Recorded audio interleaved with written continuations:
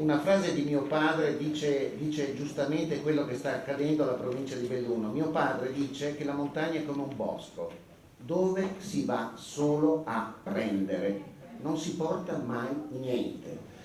Noi siamo veramente stanchi di essere equiparati al resto dell'Italia solo quando dobbiamo pagare e risolvere i problemi degli altri. Qui c'è una partita che non torna. È giusto che in provincia di Belluno si abbiano le opportunità che hanno anche gli altri. Voglio solo parlare di alberghi e di turismo.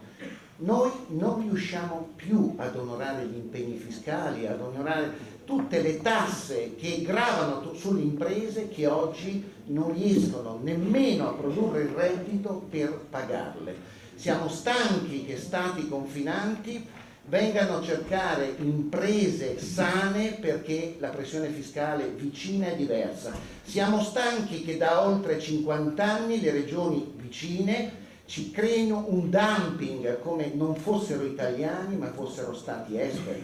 Non riusciamo più a competere e quello che ci dà più fastidio è il potenziale di sviluppo turistico che questa provincia ha, che grazie all'impegno di molti presenti in questa sala è stata consacrata recentemente patrimonio dell'umanità. Abbiamo un potenziale di sviluppo economico e turistico enorme, ma abbiamo tutti contro, compreso lo Stato italiano.